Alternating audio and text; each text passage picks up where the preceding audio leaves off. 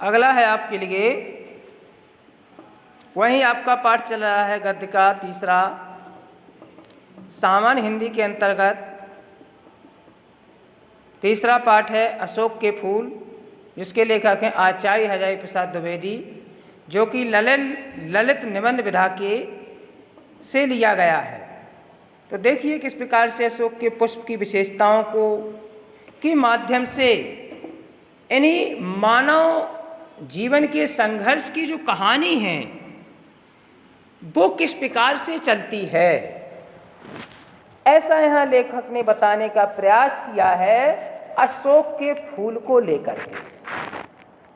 यानी लेखक के कहने का तात्पर्य ये है कि जो 2000 वर्ष पहले जिस अशोक के फूल का भारतीय समाज में, भारतीय साहित्य में एक महत्वपूर्ण स्थान है, उसे कैसे उतार दिया जाता है, अर्थात उसको कैसे महत्वहीन कर दिया जाता है, इस विषय को लेखक के द्वारा बताया जा रहा है कि एक मानव का दूसरे मानव के लिए जब तक महत्वपूर्ण स्थान है तब तक वह उसे पहचानता है, लेकिन जैसे ही वह समझ लेता है कि अब इसका मेरे जीवन में कोई स्थान नहीं है तो वो उसको वह महत्वहीन कर देता है। लेकिन मानव का जो संघर्ष है वो हमेशा चलता रहता है, उसमें किसी प्रकार की उदासीनता, मायूसी या निराशा लाने की आवश्यकता नहीं है।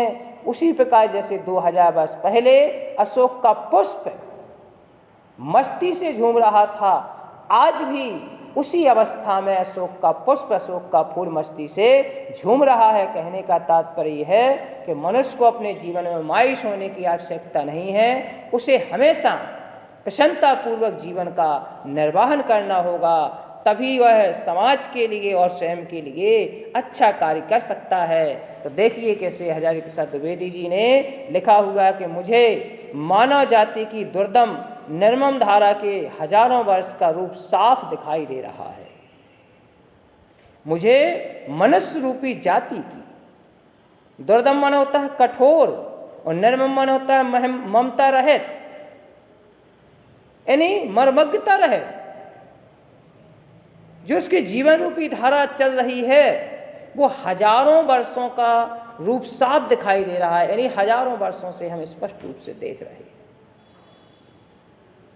कि किस प्रकार से वह कठोर और निर्ममता पूर्वक धारा में अपने आप को बहा करके अपने जीवन को वैसे ही बना लिया है।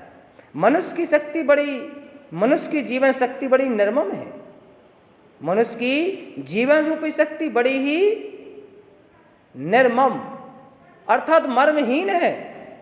वह सभ्यता और संस्कृति के वृथा मोहों को रौंदती चली आ रही है, ना तो वह सभ्यता को पहचान रहा है और ना ही संस्कृति को। न जाने कितने धर्माचारों, विश्वासों, उत्सवों और व्रतों को धोती बहाती है जीवन धारा आगे बढ़ी है, लेकिन इसी जीवन धारा को आगे बढ़ाने के लिए न जाने कितने धर्माचारों ने, विश्वासों ने, उत्सवों और व्रतों ने, न जाने इस जीवन धारा को आगे बढ़ाने के लिए कितने धर्माचार हुए जिन्होंने मानव के जीवन में विश्वास जगाया। उत्सव माना होता है त्योहारों के माध्यम से और व्रत माना होता है संकल्पों के माध्यम से इस जीवन धारा को आगे बढ़ाया है। संघर्षों से मनुष्य ने नई शक्ति पाई है और यही संघर्ष मनुष्य को नई शक्ति प्रदान करते हैं। हमारे सामने समाज का आज जो रूप है वह न जाने कितने गहन और त्याग का रूप है। आज हमारे सामने समाज का जो स्वरूप दिखाई दे रहा है, इस स्वरूप को बनाने के लिए न जाने कितने लोगों ने अपना त्याग किया है, अपना बलिदान किया है और न जाने कैसे कैसे कष्टों को सहन किया है। ग्रहण और त्याग, ग्रहण माने होता है सहन करना, न जाने कितने प्रकार के कष्टों को, कितने प्रकार के दुखों को सहन किया है और न जाने उसने इस देश को के निर्माण, इस मानव रूपी जीवन का निर्माण करने के लिए उसने कितने विषयों का त्याग किया है। देश और जाति की विश्व संस्कृति केवल बात की बात है, सब कुछ में मिलावट है, अर्थात कोई भी निष्काम नहीं है, सब कुछ अविशुद्ध है। शुद्ध है केवल मनुष्य की दुर्दम जिजीविषा अर्थात जीने की इच्छा, कठोर जीने की इच्छा। सब में मिलावट है, कोई भी विषय वस्तु है सब में मिलावट है, सब अविशुद्ध है। शुद्ध है केवल मनुष्य की कठोर जीने की इच्छा। वह गंगा की आबाधित अनाहत धारा के समान सब कुछ को हजम करने के बाद भी पवित्र है।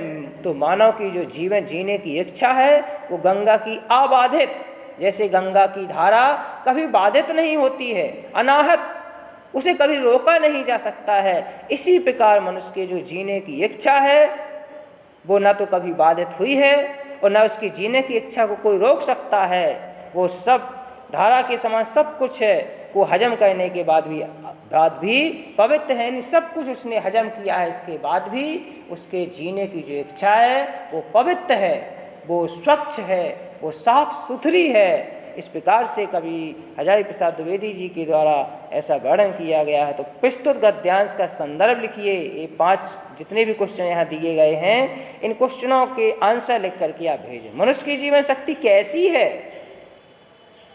तो आपका आंसर इसी में से मिल जाएगा। हमारे सामने आज समाज का स्वरूप कैसा है, लेखक ने मनुष्य की जिजीविषा को किस रूप में प्रस्तुत किया है, रेखांकित अंश की व्याख्या कीजिए। मनुष्य को क्या स्पष्ट दिखाई दे रहा है, मनुष्य ने नई शक्ति किससे पाई है, धर्माचारों विश्वासों का अर्थ स्पष्ट कीजिए। तो इतने यहाँ पर 8 प्रश्न भेजे गए हैं, प्रत्येक प्रश्न 2 नंबर का आता है। तो निश्चित तौर पर इस गद्यांश को ध्यानपूर्वक पढ़ेंगे और प्रश्नों के उत्तर लिख करके गृह कार्य में भेजेंगे, तभी आपकी उपस्थिति सर्वमान्य है और मानी जाएगी। धन्यवाद।